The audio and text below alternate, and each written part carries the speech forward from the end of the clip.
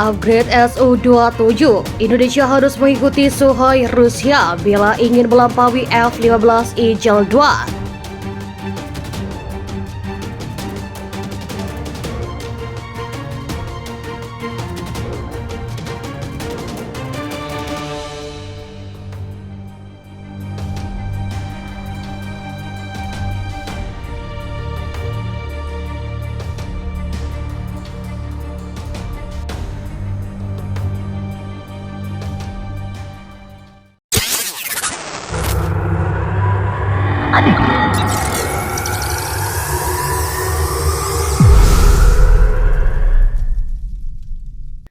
Upgrade Su-27, Indonesia harus mengikuti Sukhoi Rusia bila ingin melampaui F-15 Eagle 2. Terlalu naif memang jika menyamakan kemampuan F-15 Eagle 2 dengan Su-27 versi biasa yang dimiliki Indonesia saat ini.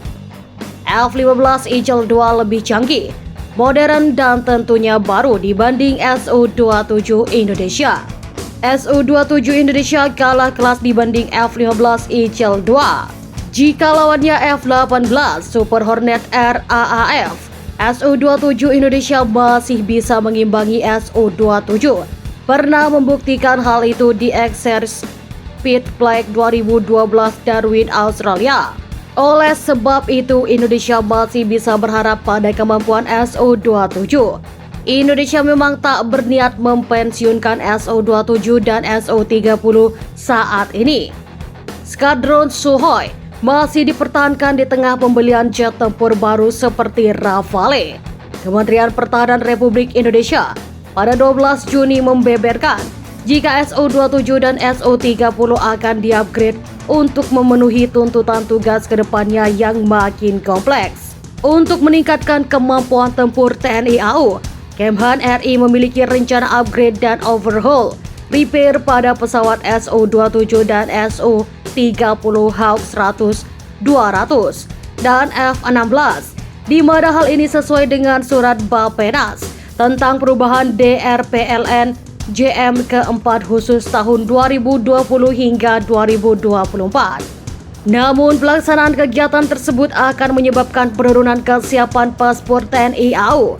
Jelas Kemhan RI. Yang jadi pertanyaan ialah proses upgrade seperti apa yang dilakukan Indonesia.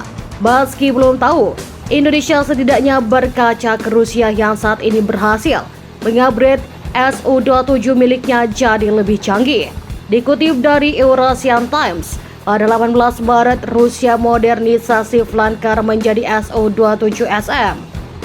Rusia memfokuskan peningkatan sistem penembakan pada Su-27 untuk memperpanjang kemampuan dan masa pakai Su-27 yang ada, yang telah memasuki produksi serial selama era Soviet. Rusia meluncurkan program pembaruan Parubaya 27SM pada tahun 2003. Program peningkatan dipusatkan pada peningkatan sistem pengendalian tembakan. Jelas Eurasian Times. Peningkatan Su-27 dilakukan Rusia pada tahun 2004. Semua unit flanker menerima upgrade ini, di mana saat aneksasi Crimea 2014, ia unjuk gigi membuktikan kualitas barunya. Su-27SM pertama yang ditingkatkan kembali beroperasi pada akhir 2004 dan mulai dikerahkan di Pangkalan Udara Baalbek di Crimea yang baru dianeksasi pada 2014 jujurnya. Rusia tak puas dengan Su-27SM, maka mereka mengupgrade lagi dengan kode Su-27SM3. Uniknya, peringkat atau peningkatan ini tak nampak dari bodi luar pesawat. Bentuk pesawat tetap, tak ada yang berubah, namun perangkat yang dijejalkan ke dalamnya jelas sudah lain.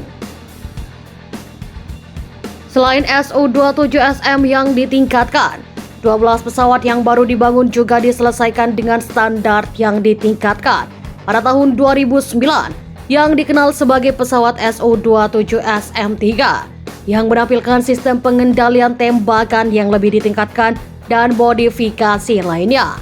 Secara eksternal, Su-27SM terlihat sangat mirip dengan Su-27 versi lama.